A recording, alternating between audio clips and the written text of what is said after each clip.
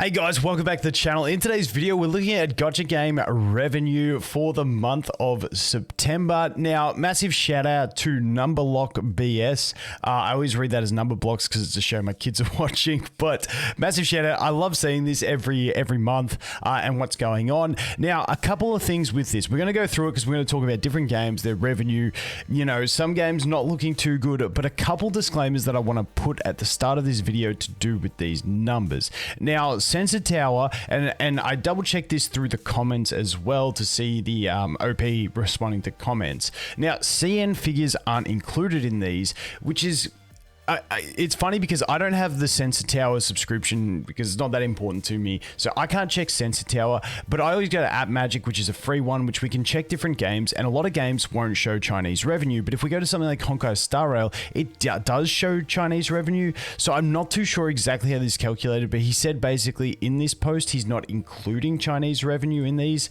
So keep that in mind. Also, if a game has a PC client, you can expect that they're doing much better revenue than this is shown, because this is collected from App Store revenues is the way I understand it. Now, if I got any of that wrong, check the pinned comment if anyone can correct me on anything, but I'm pretty sure I'm correct on that he said he's not including CN revenue, and you don't get like PC client revenue as well. So keep that in mind when we look at some of these things, and it makes some of these figures look even better. Now, in the post, they have put together this in separating. So you can see like Dokkan Battle, we've got it over here in the global version and also the JP version. Or there is another one that he made where it's all collapsed into one. So you can see Dokkan goes up to second because it adds the JP and the global revenue. I like looking at this one here though, where we have them separated, because it's nice to see where games are actually generating that revenue from.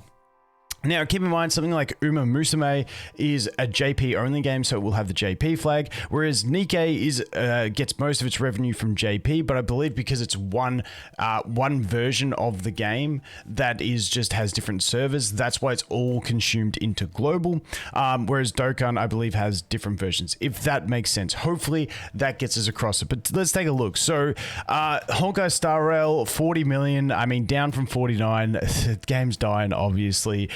No, that is just crazy revenue. Once again, PC clients not included in these figures, so you're getting some crazy numbers out of these games. Star Rail, Genshin, I don't care if people say it's going down. I don't care if people say Honkai is stealing from Genshin and stuff like that. Man, the company's making a squillion. Who gives a shit? Those two games are doing it super well. I always get mind blown by Musume. If you haven't seen this game, it's literally waifus running around like a race course, or like horse racing. So it's horse racing waifus. I have no idea how this game is so damn big. I remember when it first came out in JP, and I saw some people cover it. I'm like, who the hell is going to play that? But dude, people play this shit and it goes bonkers. I don't get it personally, but if that's your thing, that's your thing. It's been out for probably 2 to 3 years. I think I can't even remember how long exactly it's been out, but it is still going crazy in Japan. But still, I don't think this is the kind of thing that does well on global. It might be like a Japanese thing. I've heard people say that Japan has like a big like horse racing scene and stuff like that. Obviously, combine waifus with something else that's big, and you've got a winning formula. But hey, that is that one. Nikke is still going super strong, obviously showing that waifus do sell. Nikke at 31 million. This one, they did have the Nier collab, which I'm pretty sure fell into this window. So you know, everyone coming back, pulling for 2B and stuff like that is going to drive a big revenue push. But I mean, an extra 50% revenue from the previous month of August, that ain't too bad at all. FGO, I've never played it personally. It's one of the OG games. The OG game that I played was Summoner's War. FGO was kind of like the other one, still doing amazingly well. Apparently the August revenue was so high because they had like their summer event and people just pulled for the summer characters. I guess that's what I heard on that one. Dokkan Battle still doing crazy revenue here on both. This is one of those games that's really amazing, that does so well and very, very similarly on both global and JP. So that one going well. Funny thing for me is I much prefer Dragon Ball Legends as opposed to Dokkan Battle, but Dokkan Battle is always the one that has done better. One Piece Bounty Rush. Now, on global, this game doesn't perform too well, but still doing pretty well in the JP version. Then we jump over into Summoner's War. Honestly, I played this game for about 5 years. This game must have had its 10-year anniversary. I can't remember, but to still be making this kind of monthly revenue is ridiculous. As for Comtours in general, like, they have not been able to make another decent game since this one. They've tried several things. Their latest game is like Air of Light, but an idle game, and literally it made me laugh so hard when I opened it and looked. They have literally copy pasted every skill from AFK Arena characters and put them in there. So like, they've even got away from trying to design their own games, and now they've gone into that cheap little copy pasta. So I don't know what's going on with Comtours, but they're struggling, but at least Summoner's War is still keeping them afloat. And Summoner's War, honestly, that just such a cool game. I always loved it. Like I said, I played it for about 5 years. When I jump back and look at it, it feels so dated, that game, but it still does so well. So massive props to Summoner's War for still generating that kind of revenue. FGO, once again, this is the global side. Interesting to look at FGO from a JP versus global, where the summer event like drove so much cash in JP, but it didn't even generate as much in global, unless they didn't run those events simultaneous. I could be wrong on that, not too sure. Next one is Blue Archive JP. Now, Blue Archive not doing as well on global, but I don't know what happened last month to make them get so much. But Blue Archive, honestly, if there is one song in a gacha game that I hear it and it instantly brings me back to sitting at my computer re-rolling, and I just love the track, it's like the opening track for Blue Archive. It is so memorable, and every time I hear it, I'm like, I kind of want to just jump in and do a couple re-rolls of Blue Archive. It is amazing, but good to see that it is still doing such good revenue. Because it was a pretty solid game. I did enjoy it, but yeah, it just got a bit tedious for me personally. But I know a lot of people that are in the same boat that I speak to, and they're like, yeah, Blue Archive, like, I could jump back into that and play it. It just had good vibes about it when it came out. Arknights at a 7 million. Personally, I'm not a TD fan, but you know, a lot of people still playing that one as well. Arknights, I feel like that's one of those games that will just keep going. It'll be like a Summoner's War, I feel, where it's not going to like top revenue charts, but it's still going to do really well along the way.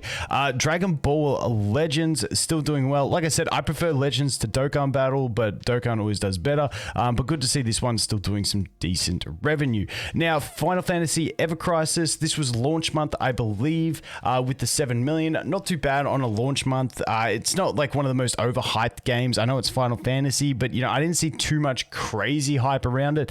So for a game like that, just generating a 7 mil on launch month, yeah, it is, because there was nothing before. I don't know how many weeks it had been out. I'm pretty sure it launched close to the start of the month, so maybe you might be looking at, like, you know, in the game's first month of life, you might be around that 10 million, but in general, not too bad there.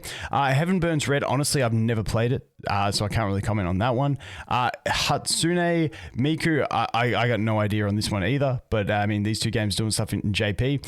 Epic 7 at 5 million. I mean, this is kind of like similar to Summoner's War in a way. They're just same type of game, just pick your poison, and they're going to keep generating some revenue. Memento Mori. Dude, this game generating revenue. Wait, I'm going to go over here. Give me a sec, because I had some other ones I was going to look at. I was going to look at Tower of God and stuff like that, but I want to look at Memento Mori, because that was an idle game that I didn't think was going to do well, but its revenue in, is it Korea or JP or, yeah, Japan, dude. This game, like, it's an idle game, but you don't even get combat. Like, this is your combat screen. It's literally just a JPEG in the middle, and then your teams on the side, and then just numbers come off. Like, you don't even see combat. That game making money in Japan still is like mind-blowing to me. South Korea 5%, United States 2%. So you can see globally this game was a flop, but JP wise, dude, that game is going crazy.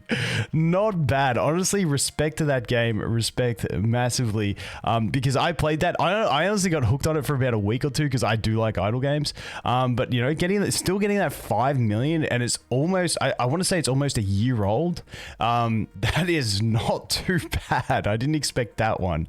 Then we have Tower of God, A New World. Obviously, that's the game I'm playing on this channel. Now, 10 million launch month, 5 million this month.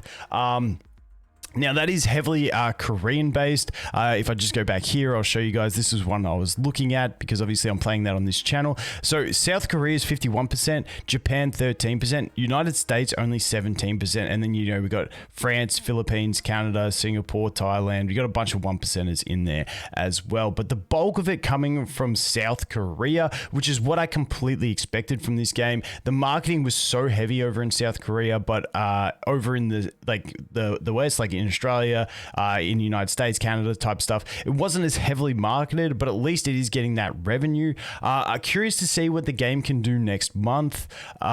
Depends on what they release. We've got a collab coming in, was it November by the roadmap? So we'll have to see if that can drive some extra revenue or something like that. But in general, I mean, 5 million on your second month for an idle game. I mean, it ain't too bad. It ain't too bad in general. Let's move on from that one. Ensemble Stars. That's like one of those the singing games. Those make no sense to me. It's kind of like Uma Musume. Japan just has a different culture that obviously I don't quite sync with because I don't get these things. Azure Lane is still doing a $4 million month. Honestly, quite respectable for how old that game is.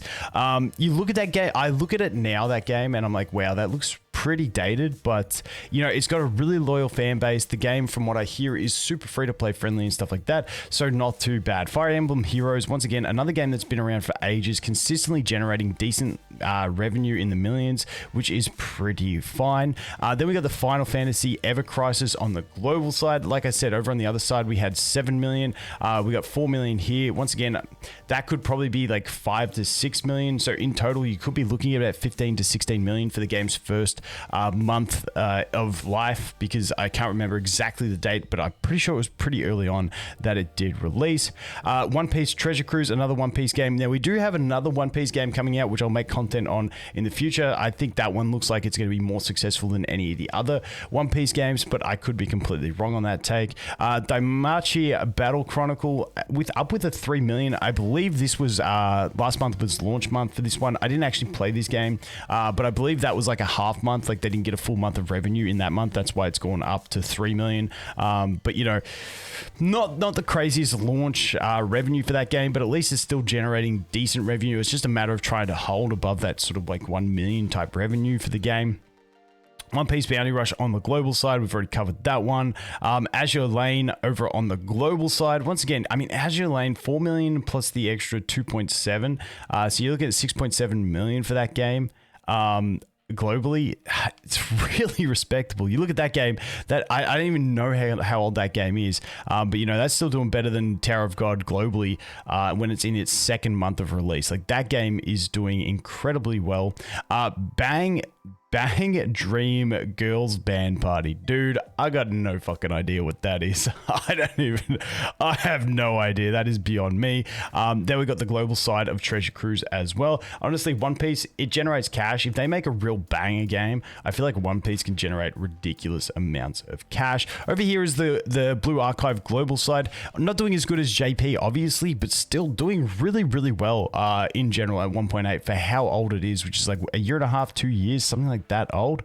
Arknight's global side, once again, not doing as good as the other side, but still generating the revenue. Arknight's, once again, I feel like it's that game that's just always going to consistently perform. Princess Connect, obviously, we're only looking at the JP version because, you know, JP launched before global. Global's already been shut down. Thank you very much.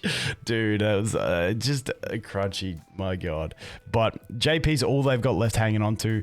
Still at a 1.5. Honestly, it's not too bad considering what the game is. It's fairly basic. It hasn't had any big revamps that I've seen, so not too bad. Dragon Ball Legends on the JP side at 1.4 million. Like I said, I'm a big Dragon Ball Legends fan over Dokkan. And global, I think that's just the general global sentiment when we look at Dragon Ball Legends up here at 7 million on the global side, but then it's dropping so low on the JP side. So obviously different cultures, different preferences, stuff like that. Brown Dust 2, honestly, pretty low, considering pretty close to launch. I can't remember if it's in its third month or what, but, you know, at 1.3. Another Eden, we're dropping lower in some of these numbers. Daimachi Battle Chronicles, that's the global side. Honkai Impact, third. Now, once again, Honkai Impact, when we look at some of these games, you got to remember, once again, what I said at the start, not including the PC clients and stuff. Some of these games that are like mobile focused, you're getting a better representation, whereas some of these games that are more PC focused games where most people would play them on PC will be generating better revenue. And that's what blows my mind about Honkai Star Rail and Genshin Impact. They're showing that much revenue and we're not even including PC clients. Dude, that's insane. Tower of Fantasy, one of those ones that would generate a fair bit on PC, I would think. Ether Gazer, Punishing Grey Raven at 700. Still, honestly, Punishing Grey Raven, I feel like that's really like not too bad for them, considering they are ramping up for Wuthering Waves. So Wuthering Waves pops off, then I don't see any problems for Punishing Grey Raven in general. Have to wait and see. That is the JP side. That is the global side. So you're still over 1 million globally on that game for the development that you're getting, which isn't too bad. And let's face it, global's just a delayed version of the JP, unless they've caught up at some stage, which I missed. So, I mean, it's not too hard on the development on that side, just some translations and stuff like that. Eversoul, honestly, Eversoul not doing too bad, considering that is released in January. So still making 600,000 per month. That's honestly not too bad for a small scale game that I didn't expect to do well, that actually popped quite nicely at its launch. And it's continuing, obviously got a stable audience in that one, playing that one. Dude, I don't even know what Colorful Stage is. Can't help you there. Honkai Impact third, that's on the JP side. Path to Nowhere. Honestly, Path to Nowhere was one of those games that launched probably about a year ago. That was like it was kind of tower defense, but in a different spin to it. I love the character designs in that one. Still doing 500 ain't honestly too bad for it, considering how old it is. So it has done a decent amount of revenue throughout the time. Punishment Grey Raven, we touched on that. Tacked Up, dude, Symphony, these music games and stuff, I got no idea. Out of Plane 400, I mean, it is a newer kind of game. It's probably, what, 3 to 4 months old, so I guess 400,000 ain't too bad. We'll have to see if it can keep up with that one. I know FG said he was still playing that game, enjoying it, so it's one that I played a little bit in a beta. I didn't really get into the global version of it. I was kind of too close to Star Rail when it launched.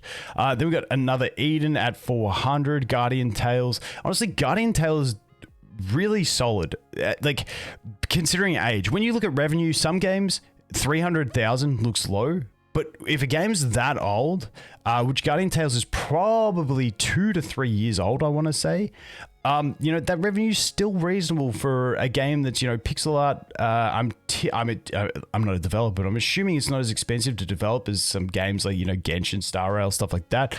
So honestly, pretty respectable. Snowbreak Containment Zone. This one hurts, but once again, they did push the PC client. So I wouldn't be surprised if this is a lot higher than this based on PC client, but the game honestly did nowhere near as well as I thought it would have.